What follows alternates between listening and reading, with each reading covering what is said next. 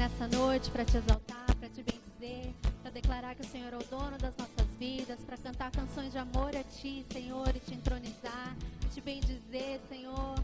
Tu és maravilhoso, Pai. Tu és o nosso Deus, o nosso Pai, que nos ama, Senhor, incondicionalmente. Nós entregamos, ó Deus, as nossas vidas diante do Teu altar nessa noite, Pai. Vem, Senhor, falar conosco, transformar as nossas vidas, renovar, Senhor, as nossas vidas em Ti, Pai, em nome de Jesus. Aleluia. Cantai ao Senhor um cântico novo, cantai ao Senhor todas as terras, cantai ao Senhor, bendizei o seu nome, proclamai a sua salvação, anunciai entre as nações a sua glória, e entre todos os povos as suas maravilhas, porque grande é o Senhor e muito digno de ser louvado, mais temível do que falsos deuses. Glória e majestade estão diante dele, força e formosura no seu santuário. Glória e majestade estão diante dele, força e formosura no seu santuário.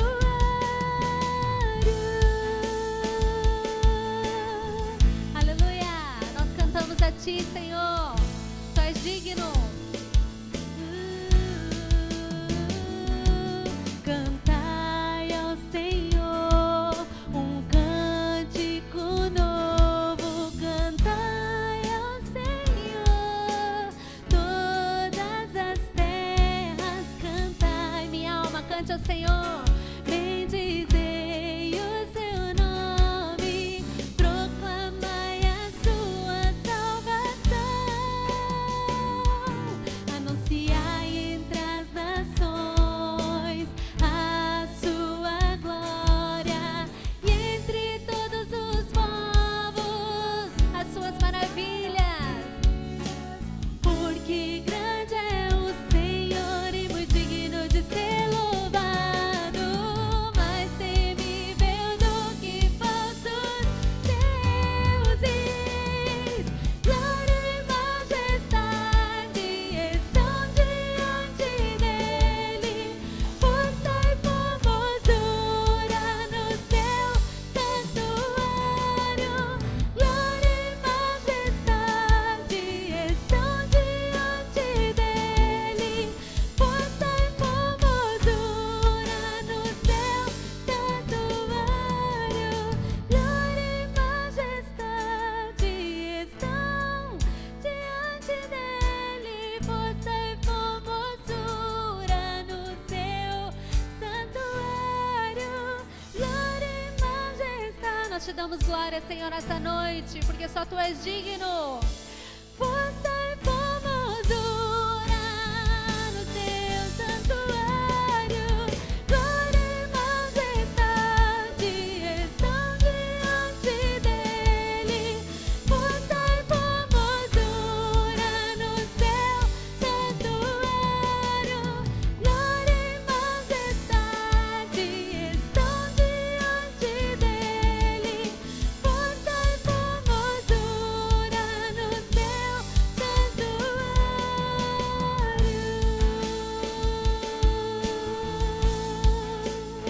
Te adoramos essa noite, digno é o Teu nome, santo, poderoso és. Aleluia! Santo é o Teu nome, Senhor, nós te bendizemos nessa noite. Aleluia! Força e formosura estão no Teu santuário, Senhor. Nós te louvamos, Pai, porque Tu és o nosso Rei. Tu estás, Senhor, no mais alto lugar, ó Pai. É nesse lugar, ó Pai, que nós te exaltamos, Senhor. Aleluia! Oh, oh, oh, oh, oh, oh, oh.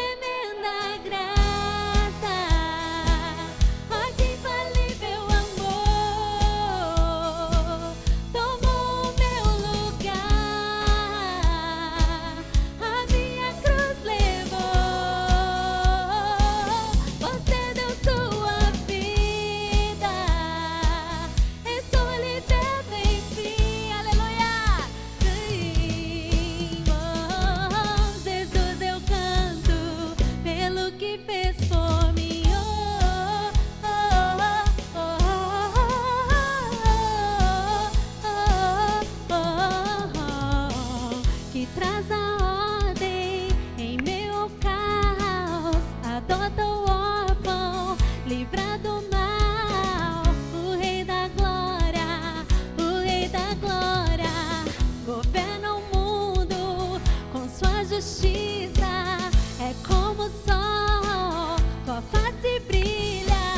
O Rei da Glória, o grande Rei dos Reis. Oh, que tremenda graça, oh, que infalível amor, tomou o meu lugar, a minha cruz levou. Você deu sua vida, estou liberto enfim. Oh, Jesus, eu canto pelo que fez por mim. Tu és digno, sim, digno Cordeiro de Deus, digno é o Rei que a morte venceu, digno é o Cordeiro de Deus, digno é o Rei que a morte venceu, digno é o Cordeiro de Deus. Abra seus lábios, declare que a morte venceu, tu ressuscitaste com vida. Oh, que tremenda graça, oh, que infalível amor, tomou o meu lugar, a minha cruz levou. Você deu sua vida, estou liberto enfim. Oh, Jesus, eu canto pelo que fez por mim. Oh, oh, oh, pelo que fez por mim. Oh, pelo que fez por mim. Aleluia! Tu és maravilhoso, Senhor, e nós celebramos, ó Pai, a vida que o Senhor nos deu, Pai, no momento que o Senhor morreu e ressuscitou. Nós te louvamos porque nós somos justificados, Senhor, em Ti, e somos justificados pela fé que temos em Ti, Senhor. Aleluia! Pela fé no Filho de Deus, sou vencedor. Todo mal afasta de mim, Cristo Senhor. Tudo posso em Jesus, meu fiel e bom pastor. Digno é de receber todo louvor. Pela fé no Filho de Deus, sou vencedor. Aleluia! Todo mal afasta de mim, Cristo Senhor. Tudo posso em Jesus, meu fiel e bom pastor. Digno é de receber todo louvor. Digno é de receber todo louvor. Aleluia! Louve o Senhor com suas palmas. Nós somos mais do que vencedores em Ti, Jesus, pelo Teu sangue, pela fé no Filho de Deus, sou vencedor. Todo mal afasta de mim, Cristo Senhor.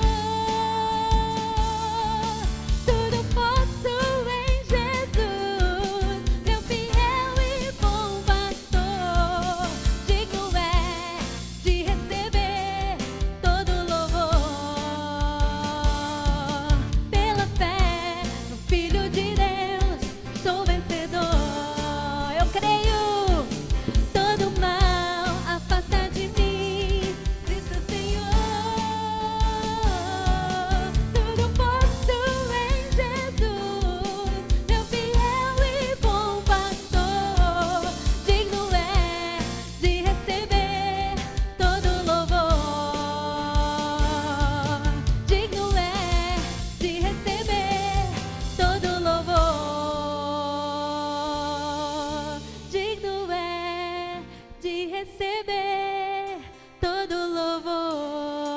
cantar comigo.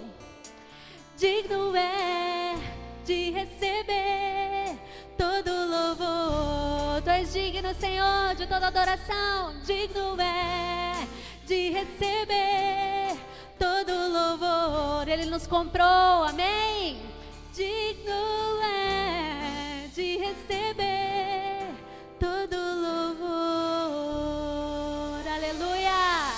Nós te louvamos, Senhor, nós te bendizemos, porque não há outro, Senhor, além de ti. Tu és a nossa alegria, tu és a nossa inspiração, Senhor. Aleluia, obrigada porque nós somos mais do que vencedores em ti, e a tua palavra nos garante isso. Aleluia.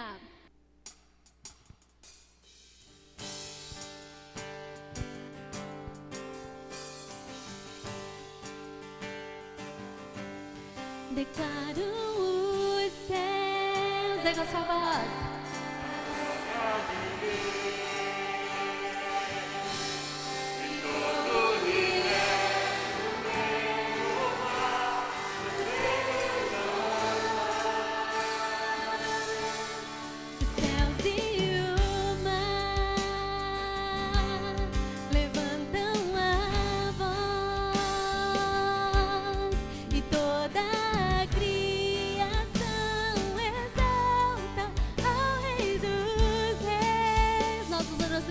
Adoração, vem adoremos, vem adoremos, pois Jesus é Senhor, eterno Senhor, que em breve virá. Maranata. Sua palavra ficará quando tudo passar. Bem adoremos, bem adoremos, pois Jesus é Senhor. Bem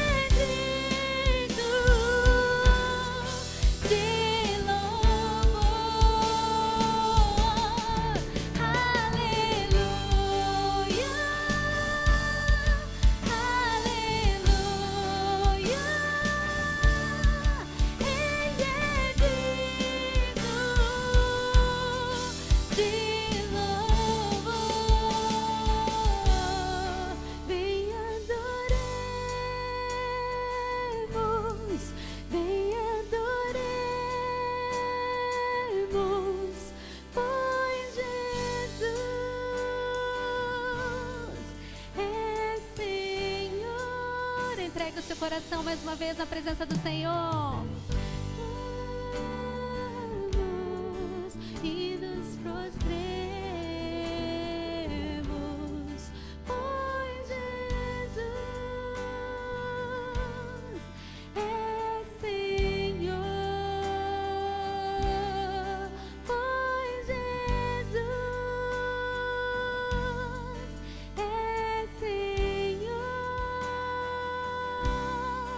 pois Jesus é Senhor.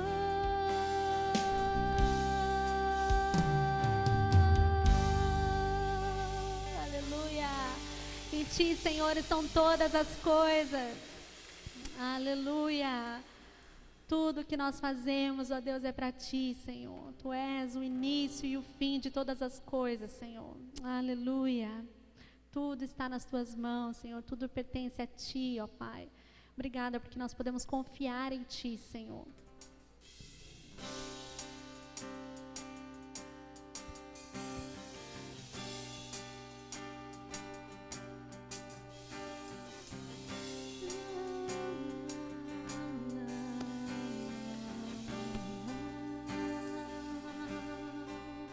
Não há outro como Tu,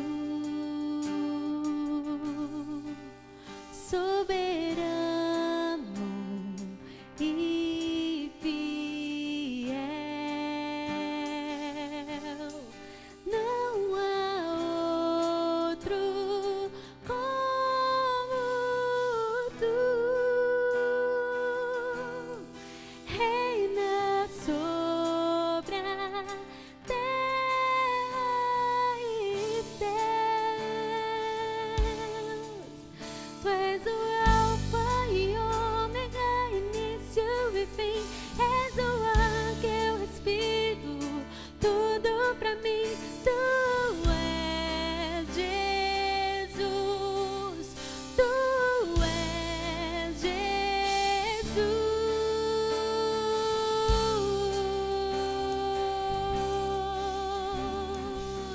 Tu és o único, o grande eu sou, digno, santo.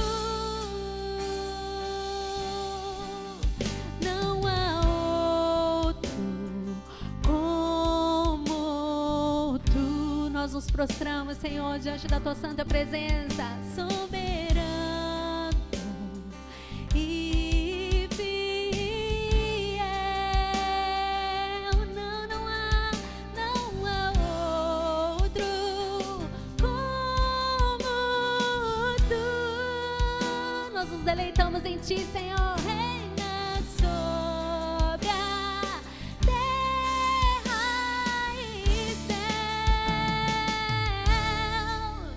Tu és o Alfa e Ômega, início e fim. És o ar que eu respiro, tudo pra mim. Tu és Jesus, Tu és Jesus. Tu és o Alfa e Ômega, início e fim. És o ar que eu respiro, tudo pra mim. Tu és Jesus, Tu és Jesus. Senhor, visita com a Tua presença, Senhor, cada UTI dessa cidade. Derrama, Senhor, a Tua unção, Pai. Liberta, Senhor, as pessoas que estão presas ali, Pai. Tua palavra diz que Tu és, Senhor. Tu és tudo que nós precisamos. Tu és o ar que nós respiramos.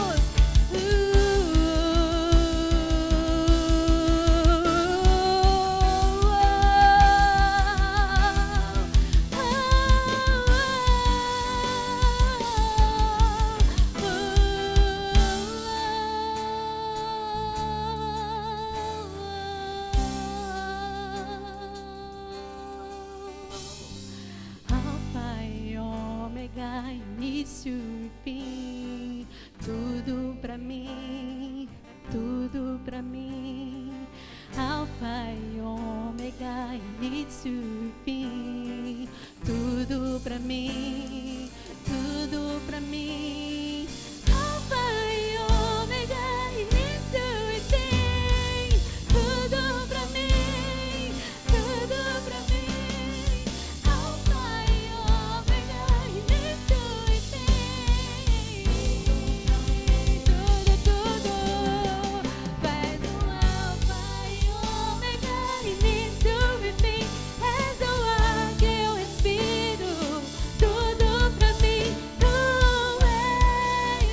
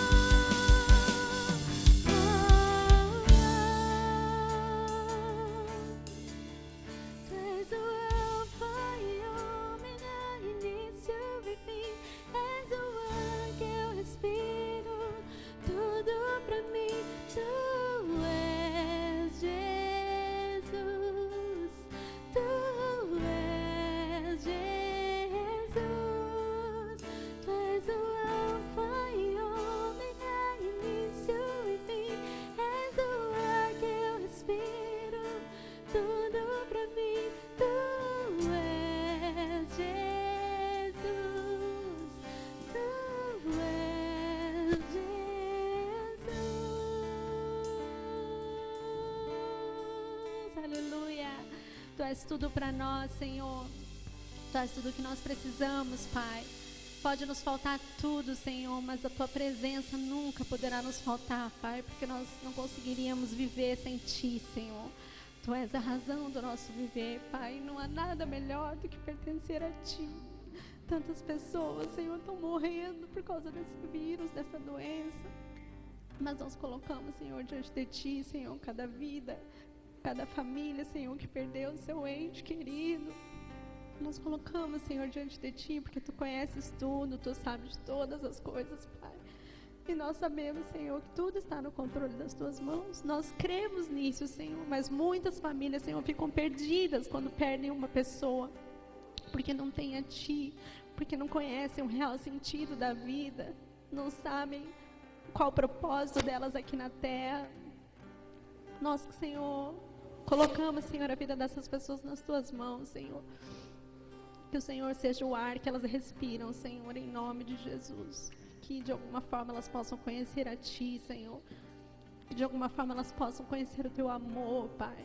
Que de alguma forma elas sintam, Senhor, a Tua presença, Senhor, ali naqueles leitos de hospital, Pai. Em nome de Jesus. Nós oramos. Amém. Amém. Boa noite, irmãos. A graça e a paz de nosso Senhor Jesus Cristo esteja com cada um de nós. Amém? É uma alegria poder nos reencontrar, mesmo diante de todas estas dificuldades que o mundo todo e a sociedade como um todo está passando. Né? Reencontrar os irmãos, podermos ter este tempo de adoração, de exaltação do Senhor, é um privilégio que você e eu estamos tendo. Eu queria que você abrisse a Bíblia comigo, lá no livro de Lamentações. Está no Antigo Testamento, depois do livro de Jeremias vem Lamentações. E eu queria ler uns versículos com vocês em el capítulo 3, capítulo 3 do livro de Lamentações. E apenas vamos a ler 3 versículos desse capítulo, está? O versículo 19 em frente. Eu lembro da minha tristeza e solidão, das amarguras e dos sofrimentos. Penso sempre nisso e fico abatido. Mas a esperança volta quando penso no seguinte: o amor do Senhor não se acaba e a sua bondade não tem fim. Esse amor e essa bondade são novos todas as manhãs. Como é grande a fidelidade do Senhor. Já faz um tempo que a gente está sendo bombardeado por informações, a meu modo de ver, totalmente nocivas com relação a todos esses acontecimentos que estão suscitando no mundo todo, e especialmente aqui no Brasil. E cada vez que nós atendemos, ou eu vejo que cada vez que nós focamos em essas informações negativas, em essas informações manipuladas, que forçam nossa percepção a uma negatividade, nós desfalecemos, nos amarguramos. O grande problema das doenças está na baixa de nossa resistência física, vamos dizer. E a resistência física tem que ver muito com a nossa parte emocional. Então, cada vez que nós somos tomados por um medo, que somos consumidos por o temor, nós passamos por esta mesma realidade que o profeta Jeremias estava passando. Naquela ocasião, o povo de Israel estava totalmente debaixo da escravidão. E eles estavam pensando até que Deus tinha abandonado eles. E eles estavam passando por um sofrimento pesado. E Jeremias disse, cara, cada vez que eu penso nessa realidade, cada vez que eu olho para este fato e penso nisso e começo a martelar essa realidade, eu fico abatido. Mas, diz assim, a esperança volta quando minha forma de pensar, minha forma de ver a realidade muda. E eu começo a acreditar em aquilo que Deus é, em aquilo que Deus faz, não é? E ele diz assim, cada vez, mas a esperança volta quando penso no seguinte: o amor do Senhor, Deus, não se acaba. que mais? E a sua bondade não tem fim. Então, se o amor de Deus não se acaba e sua bondade não tem fim, é óbvio que Ele derramará desse amor e dessa bondade sobre cada um de nós. E é por esse amor e por essa bondade, por causa desse amor que foi expressado na cruz em Cristo Jesus. É por causa desse amor e bondade que Deus, o próprio Deus, jogou sobre Jesus toda a culpa de nossos pecados. É por causa desse amor e dessa bondade que hoje você e eu estamos aqui. É por causa dessa bondade, desse amor, que eu e você não fomos atingidos por a doença, ou fomos atingidos se conseguimos passar em cima dela. E ele continua dizendo, né? O amor do Senhor Deus não se acaba e sua bondade não tem fim. Esse amor e essa bondade são novos todas as manhãs. Como é grande a fidelidade do Senhor. Como é grande o amor, a fidelidade que Deus tem para com você e para comigo, para com nós como seus filhos. Então, gente, quando nós pensamos nessas situações, nós temos passado, a sociedade toda e nós estamos passando por situações difíceis, financeiramente, muitos com dificuldade, muitos com sérios problemas financeiros para conseguir subsistir. Mas quando nós não nos deixamos abalar por essa negatividade, mas quando nós focamos em aquilo que Deus é, em seu amor, em sua bondade, em sua fidelidade, nada nos tem faltado, gente.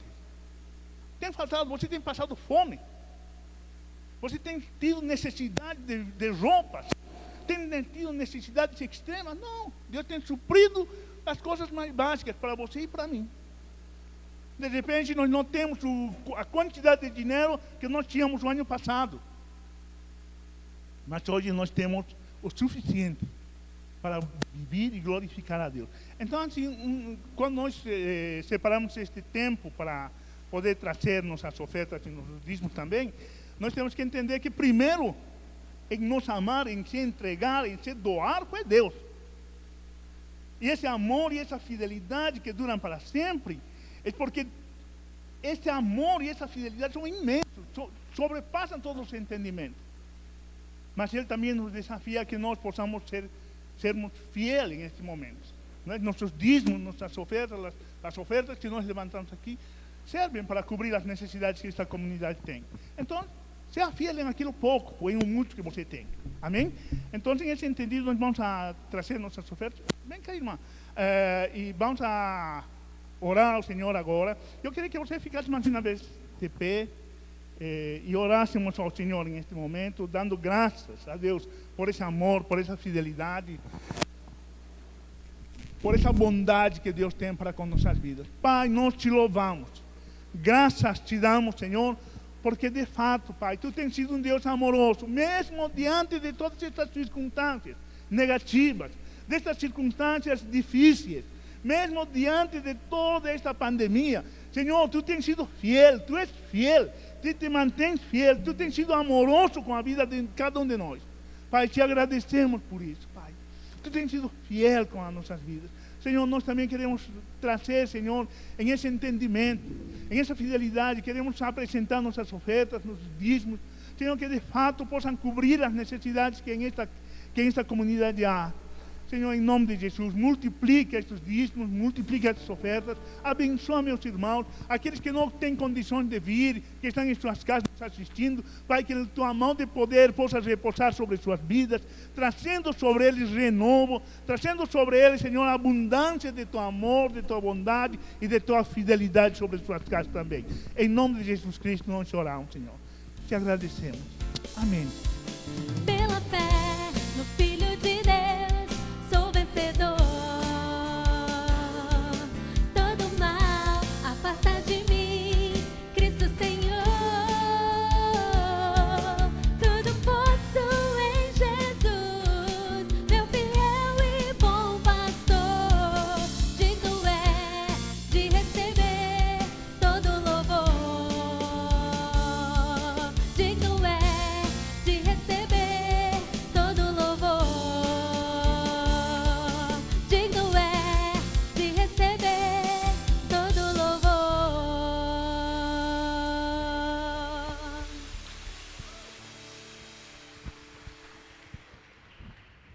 Obrigado a Thaís e a banda. Vamos aplaudir o Senhor pela vida desses irmãos.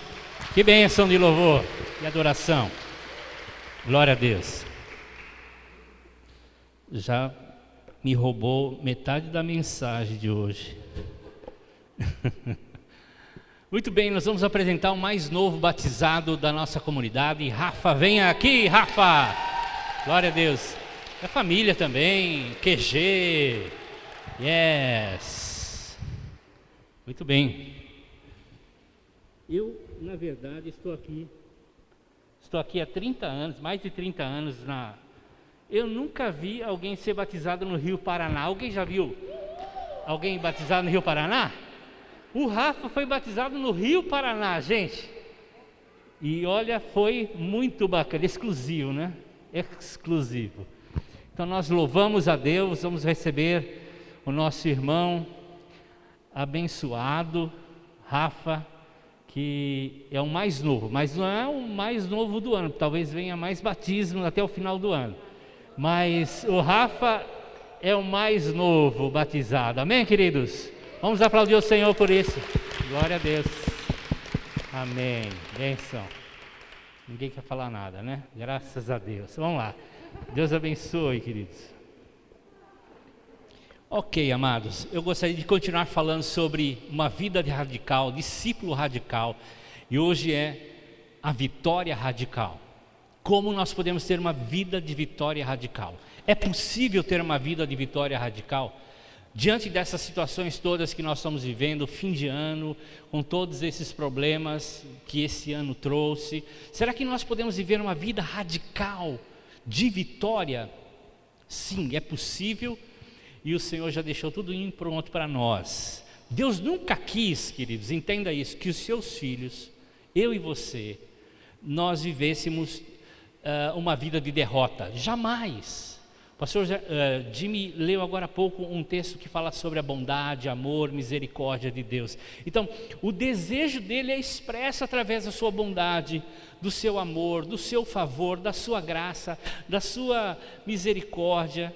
Então, o mundo deveria olhar para nós, as pessoas aí fora deveriam olhar para nós e desejar aquilo que nós temos. É isso que eles deveriam desejar, o que nós temos. E o que nós temos é uma vida vitoriosa. Talvez nós não nos apropriemos dela ainda. Talvez ainda falte algumas coisas para nós tomarmos posse dela. Mas de fato, o desejo de Jesus é que essa vida seja expressa, seja vivenciada, porque foi isso que ele veio trazer na cruz do Calvário. E algo que deveria chamar a atenção das pessoas para que conheçam também o Deus a qual nós servimos, o Deus a qual nós amamos. Agora existe um erro talvez na nossa cabeça, ou um engano, um mal entendido a respeito do que é vida radical de vitória.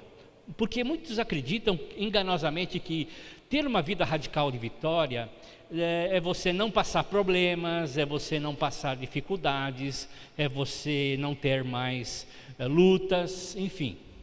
Se fosse assim, Jesus e os discípulos não tinham vivido uma vida radical de vitória. Aliás, você olha para a vida deles, se nós tivermos esse conceito de que vida vitoriosa, radical, é uma vida sem problemas, sem dificuldades, a gente olha para Jesus e os discípulos e fala, eles não tiveram. Mas eles tiveram uma vida radical de vitória. E não significa que eles não passaram por problemas. Aliás, Jesus disse, no mundo vocês terão aflições, mas tem de bom ânimo. O que Jesus queria dizer era, controle as suas emoções. Há como controlar as suas emoções, há como controlar a sua vida emocional. Isso é fundamental. Aliás, eu posso pregar em uma outra ocasião sobre emoção radical, ou controle das emoções radicais.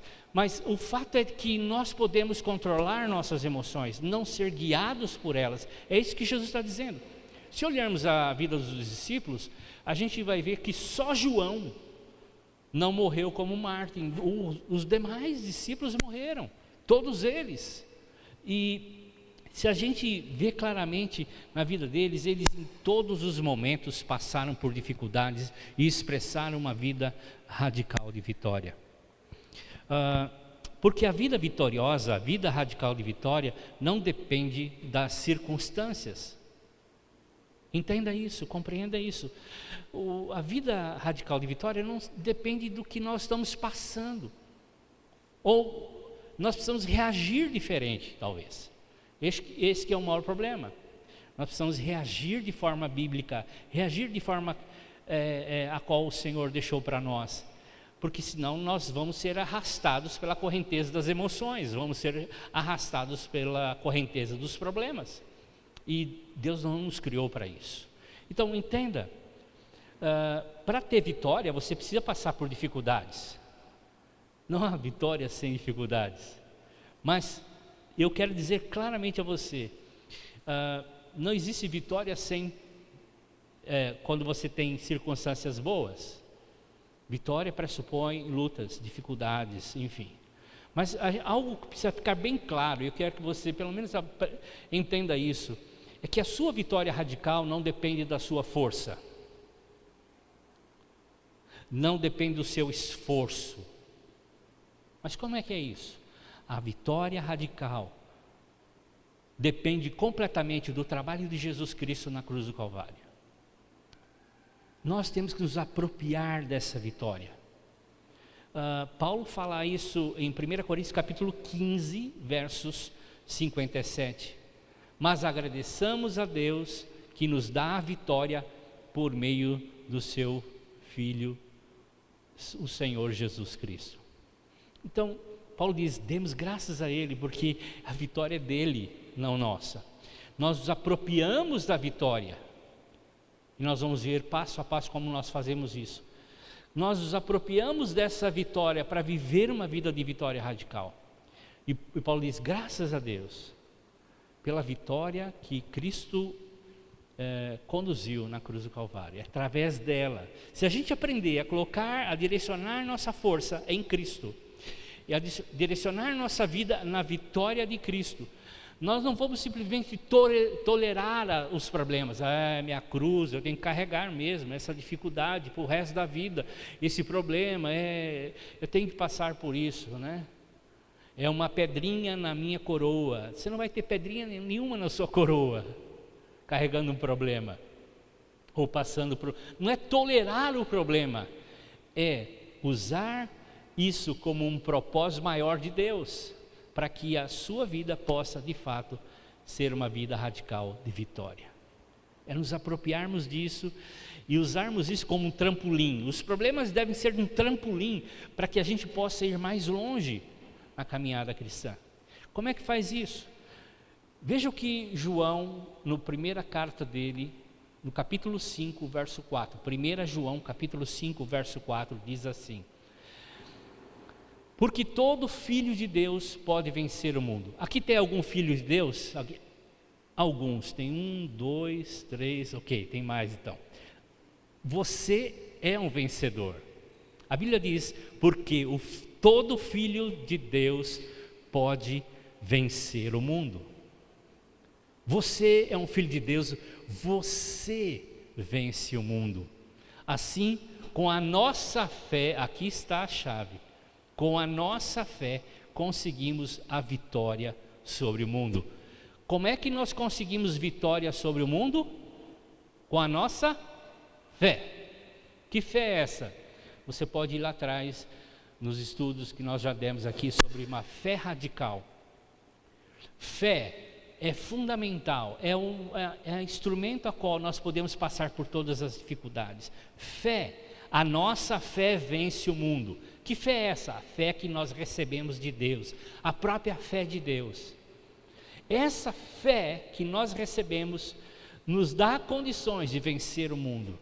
Então, o mundo jamais deveria vencer um discípulo radical. O mundo jamais. Problema nenhum deveria vencer um discípulo radical. Nós vencemos pela nossa fé, através da obra consumada de Cristo. A nossa fé precisa estar no lugar certo para dar resultado. A nossa fé precisa estar no lugar correto para que ela tenha resultados. A nossa fé deve estar na obra consumada de Jesus na cruz do Calvário. O que Jesus fez na cruz do Calvário pagou por toda a nossa vitória. Ele diz: está consumado, tudo foi pago, tudo está pronto, tudo já foi conquistado. É a fé nessa obra. Não é fé em qualquer coisa, não é fé na sua fé, não é fé no seu trabalho, não é fé no seu conhecimento, é fé na obra de Jesus. Então eu olho para a cruz, eu olho para o que Jesus fez, eu me aproprio daquilo que Ele fez. Ele fez o quê? Ele fez tudo. Tudo que nós precisamos para uma vida abençoada está na obra consumada de Cristo na cruz. Paulo fala sobre isso, João fala sobre isso. Então entenda isso. Jesus transformou a sua aparente derrota na cruz em sua maior vitória. Lá na cruz, o Cordeiro de Deus morreu e ressuscitou o leão. E através da vitória de Cristo, nós podemos ter toda a vitória. Fé nessa obra, fé. Fé que remove montanhas, fé que nos faz conquistar montanhas. Fé é a maneira de nós enxergarmos o sobrenatural. Por que você não enxerga o sobrenatural? Por que você não vê um anjo? Por que você não vê aquilo que Deus está fazendo para você, para o seu futuro? Por que você não consegue enxergar? Porque falta fé. A fé, ela nos tira as vendas da incredulidade. Por que nós não temos fé? Por causa do nosso medo. O medo é o inibidor da fé. Então a fé precisa estar no nosso coração, para que a gente possa ver o sobrenatural. A fé é o escudo, Paulo diz, que apaga todas as setas inflamadas do diabo. Por que as setas chegam até nós? Porque nossas mentes ficam carregadas de coisas que não deveriam estar lá. Porque nós não temos fé, não erguemos o escudo da fé. Fé na obra consumada de Cristo, que nos dá capacidade a passar todo tipo de problema.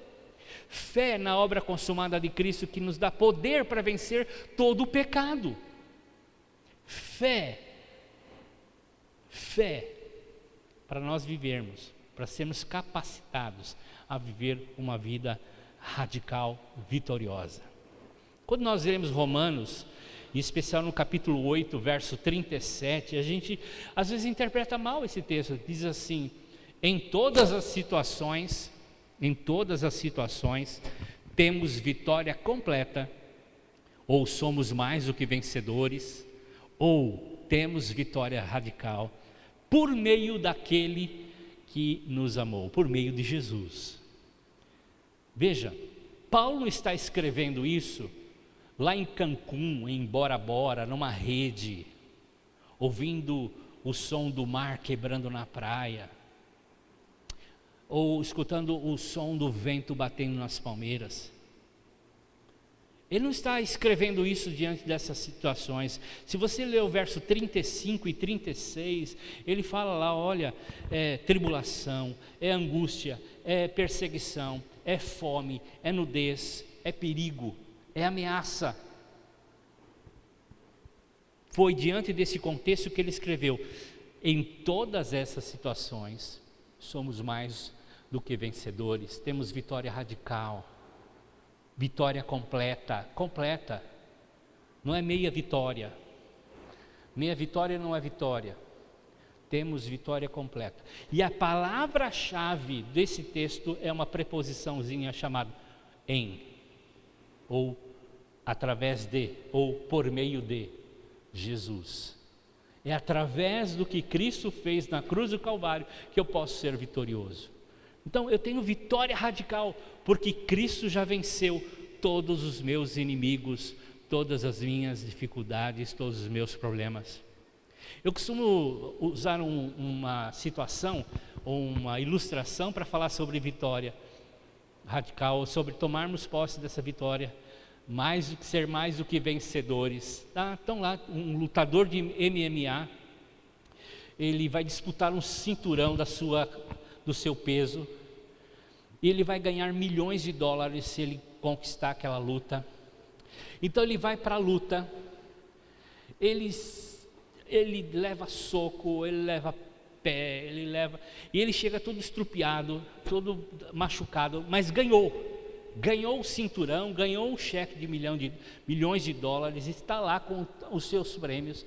Ele está com a cara do Rocky Balboa na Rocky 1, todo estrupiado, mas feliz por ter ganho. Ele entra na sua casa, abre a porta da sua casa, a sua esposa o recebe, dá um beijo nele, ele está com o cinturão aqui no ombro, o cheque de milhões de dólares, e a esposa dele pega, deposita no banco e vai para o shopping center gastar o dinheiro. Ela é mais do que vencedora. Ela é mais do que vencedora. Jesus lutou por nós na cruz do Calvário. Jesus, ele foi esmagado por causa de nós. Mas ele conquistou e ele nos entregou a sua vitória. Amém, queridos? Então a nossa vitória radical tem como base a obra que Cristo fez. Ele venceu todos os inimigos. E nós simplesmente precisamos nos apropriar pela fé. Pela fé. A minha dificuldade, o meu pecado, o meu problema financeiro, a minha enfermidade. Ele conquistou tudo isso na cruz do Calvário. Eu tenho que me apropriar pela fé.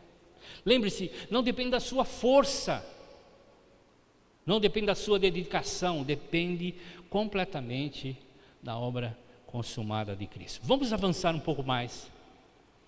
E agora eu vou falar um pouco de um exemplo no Velho Testamento, a vida de Davi, para a gente ver alguns elementos que nós precisamos ter nessa fé, ok?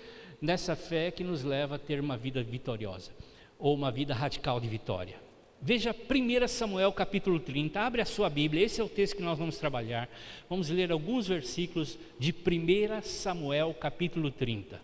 Nós estamos acostumados a ver a vida de Davi da seguinte forma: Davi, o vencedor, lutou contra o gigante filisteu, teve vitória, lutou contra o leão, lutou contra o urso.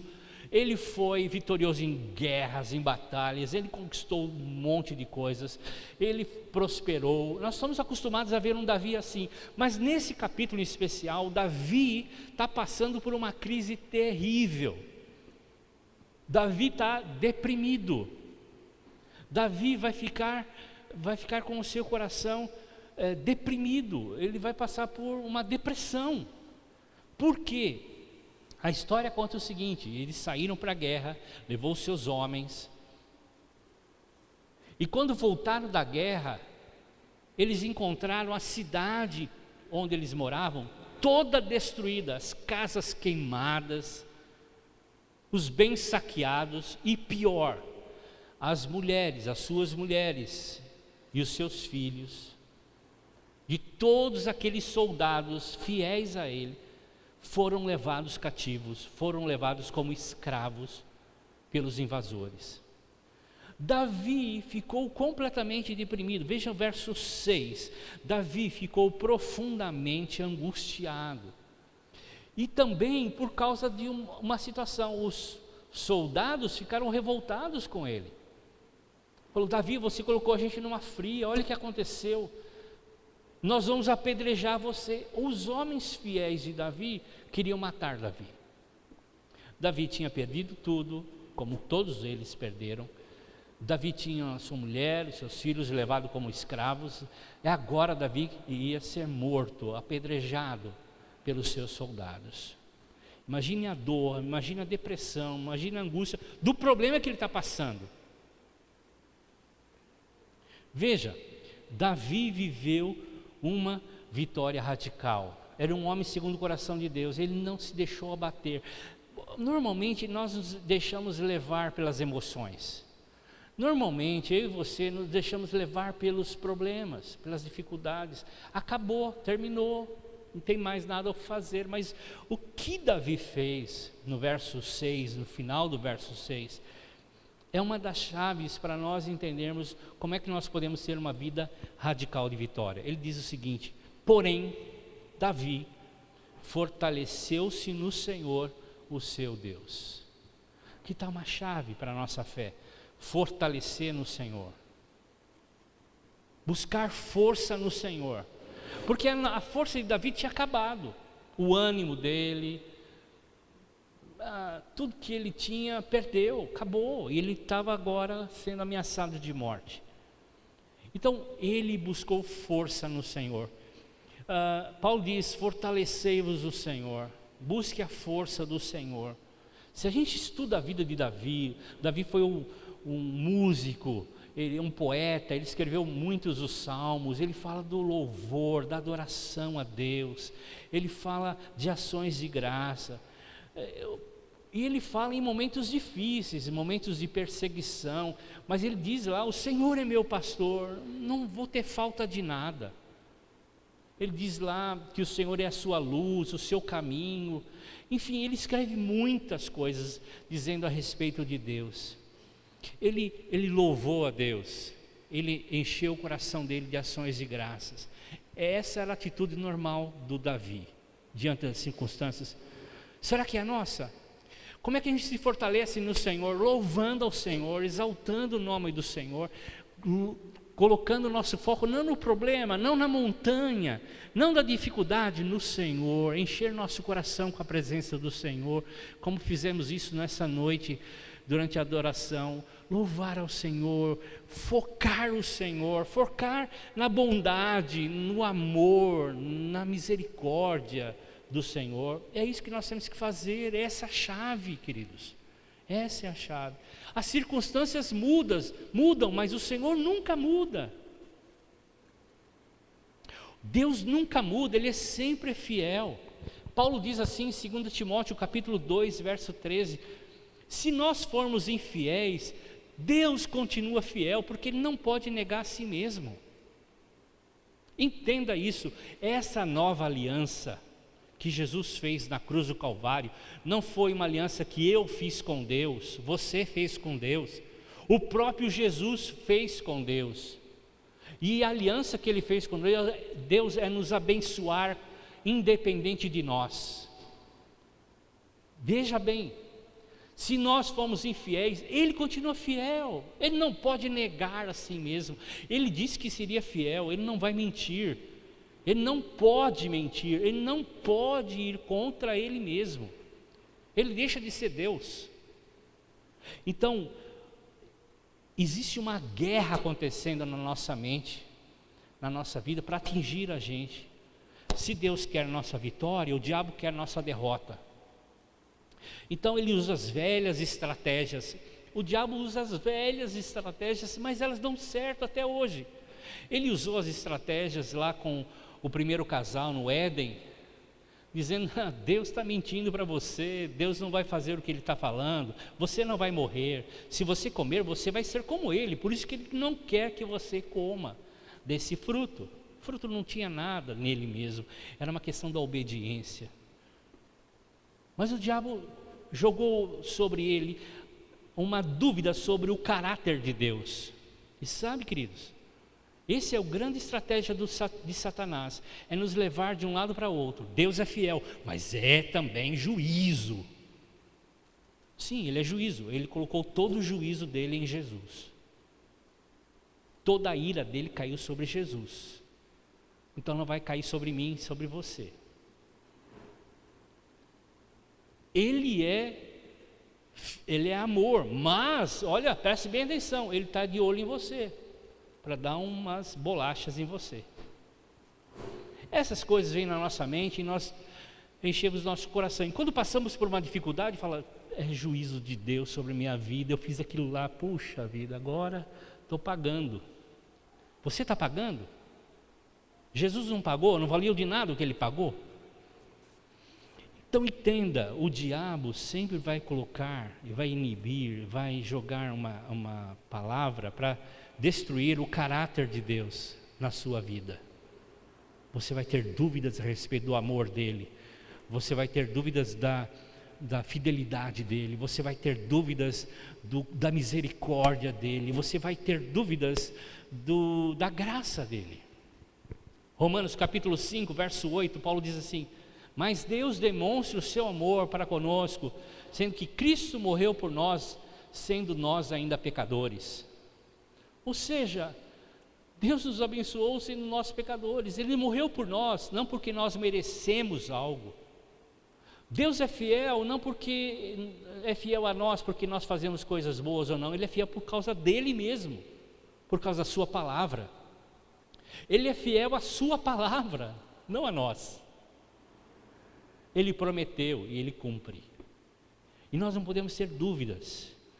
E Paulo diz então, Romanos 8, 38 e 39, quem pode nos separar desse amor de Deus? Deus nos ama. Morte, nudez, pessoas, dificuldades, aflições, nada pode nos separar do amor de Deus. Nada, nada. E Davi sabia disso, sabia que o próprio Deus era a resposta para a sua vitória. Então nós vemos o verso 8, olha aí no 1 Samuel 38, e ele perguntou ao Senhor: eu devo perseguir esse bando de invasores? Irei alcançá-los? E o Senhor respondeu: persiga-os, e é certo que você os alcançará e conseguirá libertar os prisioneiros. Aqui está uma outra chave. Ouça sempre a voz do Senhor e confie sempre no Senhor. Ouça e confie no Senhor. Ouça o Senhor e confie no Senhor.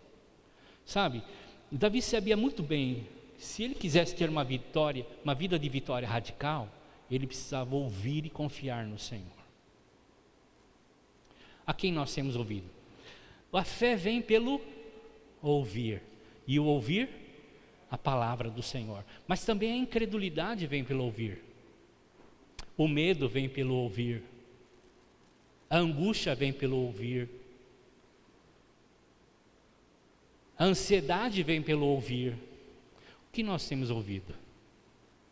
Davi ouviu o Senhor. Davi não ouviu o murmurar dos seus soldados. Davi não ouviu a calamidade que estava à sua volta. Davi foi ao Senhor. Davi buscou o Senhor, ouvir o Senhor e confiar no Senhor. Entenda, uma fé, sem fé nós nunca podemos ter vitória. E sem uma fé numa promessa de Deus, nós nunca poderemos ter uma fé bíblica. Ou ter qualquer tipo de fé, mas fé bíblica é numa promessa de Deus. Se Deus prometeu, se Deus falou que fez, Ele cumpre, Ele cumpriu. Se nós gastássemos mais tempo perguntando, nas nossas orações, perguntando a Deus o que nós deveríamos fazer, como fazer com os nossos negócios, com os nossos relacionamentos, entendendo o propósito de Deus, ouvindo o propósito de Deus, ao invés de jogarmos e vomitarmos um monte de pedidos a Deus, segundo a nossa vontade, se nós parássemos para ouvir mais a Deus e perguntar: Senhor, qual é o propósito que eu preciso fazer, qual é a decisão que eu devo tomar, se nós ficássemos assim pedindo o propósito de Deus, com certeza nós viveríamos uma vida de vitória radical. Ao invés de reclamar da situação, dos problemas, Davi foi buscar o Senhor. Ao invés de reclamar para o Senhor: Deus, você colocou eu numa fria aqui, fui para a guerra e quando voltei acabou, minha vida acabou. Para muitos de nós, muitos problemas, você fala assim: minha vida acabou. Parece que minha vida acabou. Busque o Senhor, confie no Senhor, ouça a voz do Senhor. É igual aquela história que eu gosto de contar, talvez o senhor já ouviu ou não. É a história daquela mulher que foi num padre buscar um conselho para o seu casamento. Falou: padre, meu casamento está um caos, o meu casamento está falido. Ela começou a jogar toda aquela situação do marido dela, e o padre falou assim: olha, vai ali e pega aquela garrafinha de água de São Jerônimo. Não vai pedir para o Jerônimo a água, hein? Ele não tem essa água. São Jerônimo, essa água. Só que é o seguinte: você vai pegar a sua garrafinha, vai colocar água na boca e não vai engolir. E todo dia ali com o seu marido você vai fazer isso, pôr a água na boca e segurar a água na boca. Se der um problema e você engolir, põe um outro gole. E assim foi. Depois de um tempo ela volta e falou: padre, o meu casamento mudou da água para o vinho. O meu casamento assim ficou, nossa, ele está apaixonado por mim. Virou uma lua de mel. Então tem casal que precisa cada um pegar uma garrafinha de água e colocar ali no nosso bebedouro. Os pastores já oraram ali, tá? Água de São Fribel, tá? São Fribel, é a marca do bebedouro, então, São Fribel, da fonte San Nepar, tá? É só pegar, encher a sua garrafinha e levar para casa, você e o seu marido, vai ser uma bênção, vai ser ótimo, tá? San Nepar, essa foi boa, hein? Isso aí eu inventei agora. Bom, busque o conselho de Deus, busque o conselho do Senhor, ouça o Senhor mais do que fala, confie nele. Existem duas definições na Bíblia para confiança, duas definições. A primeira delas fala sobre uma confiança absoluta e a segunda fala de um refúgio, de um lugar de refúgio. Então, confiança absoluta, por exemplo, é Salmo 125:1. Os que confiam no Senhor são como os montes de Sião, que não se abalam, mas permanecem para sempre. Que tremenda promessa que o salmista coloca aqui. Que se nós confiarmos no Senhor, vamos ser como os montes de Sião. Eles não serão abalados. Nós não seremos abalados pelas circunstâncias, pelas dificuldades, se nós confiarmos absolutamente no Senhor. Por que nós somos abalados? Porque nós não confiamos. Essa é uma descrição de uma vitória radical. Quando colocamos a nossa confiança no Senhor, nós ficamos firmes, firmes. Outra definição é refugiar-se. Salmo 62, verso 8 diz: confie no Senhor em todos os momentos,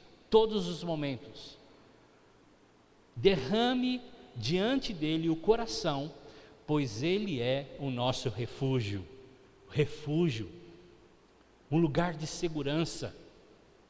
Havia cidades de refúgio em Israel, cidades bem específicas, porque se alguém cometesse algum crime, algum mal, que não era, ele não queria aquilo, foi um acidente, mas pela lei a pessoa podia ser punida, então ele corria para esses lugares de refúgio, essas cidades, e ninguém podia tocar lá naquele homem. O Senhor é o nosso lugar de refúgio, de segurança, de estabilidade.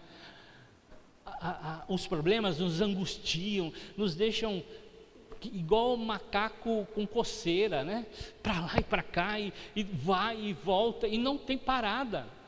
Mas quando nós confiamos no Senhor, nós descansamos, entramos no lugar de refúgio, numa cidade de refúgio, nós descansamos. Aí você fala, mas fé não é igual confiança? Não. Fé está ligado a uma promessa. Eu creio na palavra, eu creio naquilo que Deus falou, eu creio na promessa. E confiança está ligada a uma pessoa.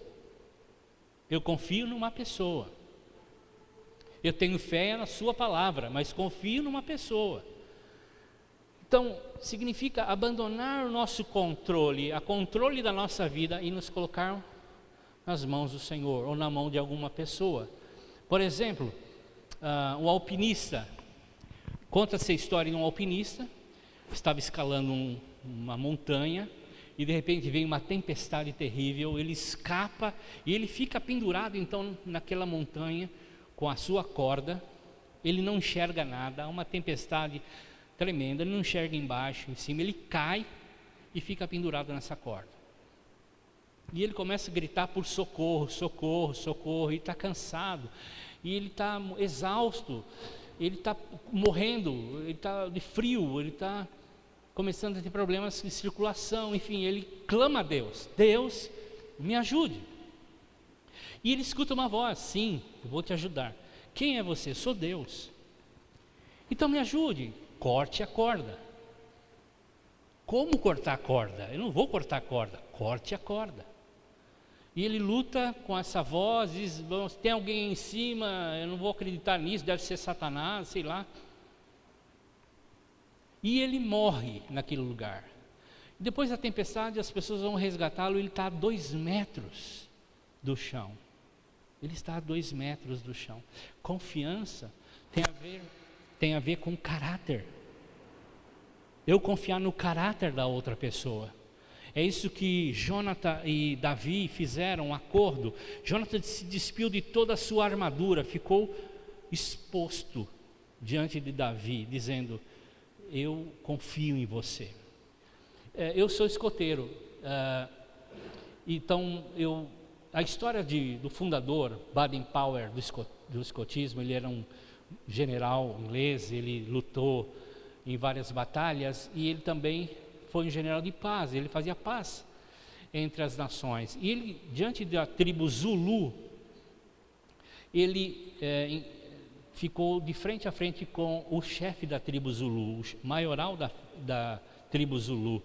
E o chefe da tribo Zulu tirou o escudo, que eles carregam na mão esquerda, o escudo e a lança na mão direita, tirou o escudo e cumprimentou o Baden-Powell com a mão esquerda.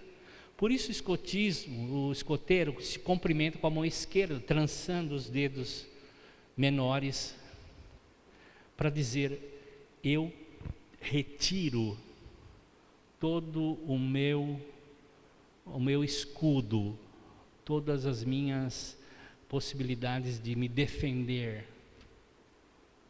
Eu me exponho, eu sou isso, eu sou esse, eu não tenho nenhuma máscara, eu não tenho nada que possa impedir o meu relacionamento com você. Confiança, e Baden-Powell então traz para o escotismo esse cumprimento. Confiança fala sobre isso, sobre você depositar completamente a sua vida na mão de outra pessoa. Então, nosso coração precisa se converter à bondade, ao amor, à fidelidade, à graça de Deus. A gente precisa estar convencido de que Deus realmente é confiável. Davi confiou e ouviu a Deus. Nós precisamos parar de ouvir as mentiras de Satanás, que frustram a nossa vida, e de fato ouvir a voz de Deus. Você nunca será capaz de entregar o seu coração nas mãos de Deus se você não confiar o seu coração a Ele. Jamais você vai confiar a sua vida a Deus se você não confiar mesmo, entregar o seu coração totalmente a Deus. Provérbios 3:5 diz assim: confie no Senhor de todo o seu coração e não se apoie em seu próprio entendimento. Confie completamente, de todo o coração no Senhor. Veja, Deus quer o nosso coração, não quer nossa obediência externa. Deus quer o nosso coração, todo o nosso coração.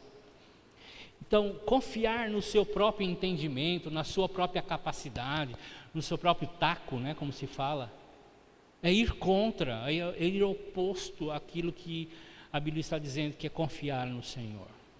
É claro que Deus te deu capacidade, te deu inteligência, te deu dons, mas nós não podemos confiar nessas coisas. Nós precisamos confiar no Senhor. Somente uma total entrega de coração levará a gente a ter uma confiança radical que nos levará a uma vida radical de vitória. Então, Deus deseja que a gente viva essa vida de confiança extrema a Ele. O problema é o seguinte, que a gente passa por dificuldades e os nossos caminhos neurais, o neurocientista fala sobre isso, estão tão acostumados a andar por um caminho que nós fazemos automaticamente ele. Nós não treinamos a nossa mente a confiar no Senhor, então nós confiamos em nós mesmos, nas pessoas, nós confiamos em coisas, nós confiamos na nossa conta bancária, nós confiamos no nosso trabalho, nós confiamos em tantas coisas, mas não confiamos no Senhor. É isso que nós precisamos construir, um caminho neural, um caminho novo. É um novo caminho que nós precisamos construir na nossa mente, para treinar nossa mente a confiar primeiro no Senhor. Davi fez automaticamente isso. Ele confiou no Senhor, ele buscou a voz do Senhor. Paulo diz em 2 Coríntios capítulo 1, versos 9 e 10 o seguinte, veja só que tremendo isso. Paulo está passando por muitas dificuldades, ele diz assim: de fato, já tínhamos sobre nós a sentença de morte, para que não confiemos em nós mesmos, mas em Deus. Ele ressuscita os mortos. Ele nos vivificou e nos continuará a nos livrar de tal perigo de morte. Nele temos colocado a nossa esperança de que continuaremos livres. Veja o que Paulo está dizendo. Paulo está dizendo nos versículos anteriores que passa por muitas dificuldades e foi ameaçado de morte. E ele disse o seguinte: independente das terríveis dificuldades que nós atravessamos, nossa confiança nunca deve mudar. A gente tem que ter a confiança no Senhor e ponto final. Por mais difícil que esteja, por mais complicado que esteja, confie no Senhor. Confie no Senhor, é isso que Paulo está dizendo. Onde que a gente apoia as nossas dificuldades? Salmista, no Salmo 56, 3 diz assim: quando deparo com o medo, confio no Senhor. Quando deparo com medo, eu fico angustiado, eu fico deprimido, eu fico sem rumo? Não, o salmista diz: eu confio no Senhor. Automaticamente, ele construiu um caminho neural de confiar no Senhor. Confie no Senhor, confie nele. Onde você tem apoiado a sua segurança? Ouça sempre a voz do Senhor e confie sempre nele. Vamos voltar à história, 1 Samuel capítulo 30. Lembra da história? A gente podia dizer assim: bom, o Davi ficou muito desanimado, com certeza, e trouxe e muitos ficaram com preguiça de voltar, porque eles estavam acabando de voltar numa guerra, muitas lutas, cansados, e se depararam com tudo aquilo. Então o desânimo é normal, o desânimo na vida nossa é normal, a preguiça espiritual também. Aliás, essa pandemia, ela trouxe à tona muito disso, muito do desânimo e também das preguiças espirituais que nós carregávamos. Pois bem, Davi e os seus homens, eles podiam ter desistido naquele momento: olha, vamos reconstruir, não tem mais como voltar, porque dias aconteceram, não foi de uma hora para outra, foram dias, semanas, eles saíam meses para a guerra. Então os inimigos estavam longe, muito longe. Então eles podiam também ter um sentimento de autocomiseração: é nós, de novo com a gente. E esse é um problema no nosso século, da nossa geração, dessa geração, autocomiseração. Eles não deixaram que nada entrasse no coração deles. O que eles fizeram? Uma atitude de vitória. Verso 9 e 10 é a última. Diz assim: Davi e seus 600 homens foram até o ribeiro de Besor, onde ficaram alguns, porque alguns estavam tão cansados. 200 desses 600 ficaram, não conseguiram nem atravessar o ribeiro, estavam exaustos, foram até as últimas consequências. E Davi atravessa com os 400, e eles vão e continuaram até alcançar o pessoal, os invasores. Aqui está a última chave para uma vida radical: perseverança. Foram até o fim. Davi sabia que não era o momento de desistir. Muitos desistem diante das dificuldades, muitos recuam, muitos desanimam, muitos têm preguiça. Não é tempo disso. E eles se firmaram nas promessas de Deus. Deus prometeu que ia dar, eles foram atrás. Eles não se deixaram abater, desanimar, eles não foram guiados pelas suas emoções, eles confiaram na promessa de Deus, eles perseveravam. Há um outro lado da fé, é a perseverança. Por exemplo, se eu falasse para você o seguinte: olha, o Bill Gates escreveu aqui, assinou, dizendo o seguinte: você vai ganhar $2 milhões de graça. Quem aqui quer 2 milhões do Bill Gates? Só que é o seguinte, ele não deu a data que vai dar esses 2 milhões. Vai ser nos próximos 6 meses. Tá, tudo bem. Mas outra coisa, vai ser lá na porta do Parque Nacional, às 5 da manhã. Quem iria todos os dias, às 15 para 5 da manhã, porque tem que estar lá às 5, é às 5 que ele vai dar, para ganhar alguns milhões de dólares? Eu estaria lá, todos os dias. Perseverança. Olha só o que Hebreus capítulo 6, versos 11 e 12 fala. Queremos que cada um de vocês mostre a mesma prontidão até o fim. Guarda essa palavra, até o fim. Prontidão até o fim. 5 horas da manhã, todos os dias. Nos próximos 6 meses, se precisar. Talvez venha antes. Para que tenham a plena certeza da esperança. De modo que vocês não se tornem negligentes. Hoje eu vou às 6. Hoje eu vou faltar, está chovendo. Mas imitem aqueles que, guardem essa palavra também, por meio da fé e da esperança, recebam a herança prometida. Veja só, 2 partes importantes nesse texto, até o fim, verso 11, e fé e esperança, verso 12. A verdadeira questão é, se nós quisermos viver uma vitória radical e herdar todas as promessas que Deus tem para nós, nós temos que ir até o fim. Perseverar, no original, no grego, diz 2 coisas, algumas coisas. Não perder o coração, suportar corajosamente os problemas e as dificuldades, estar focado no objetivo. É você numa tempestade e o vento e a água batendo e você continuar focando o seu alvo, o seu propósito e continuar diante das dificuldades para chegar nesse objetivo, nesse alvo. É isso que o autor de Hebreus, o Paulo, está dizendo. É ficar em pé, é enfrentar as oposições e nunca perder a promessa de vista. Concluindo, Davi se fortaleceu no Senhor, creu nas promessas de Deus, perseverou até o fim e o resultado, ele resgatou as mulheres e as crianças, resgatou os bens que foram roubados e ainda mais os despojos de guerra. Lembre-se, diante das dificuldades que nós enfrentamos e estamos enfrentando, tenha fé na vitória que Cristo já nos deu. Tem um cheque, vai para o shopping. Se fortaleça no Senhor, Ele é a sua força, Ele é o teu refúgio.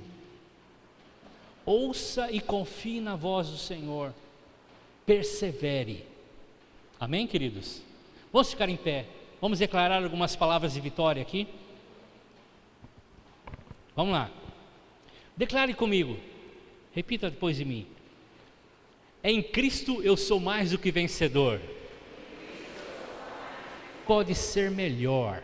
Em Cristo eu sou mais do que vencedor. Outra, porque o Senhor é a minha força. E somente nele eu ouvirei e confiarei. E eu farei isso até o fim. Faça isso nessa semana. Se aproprie da vitória que Jesus já te deu. Amém, queridos? Vão na paz e na bênção do Senhor.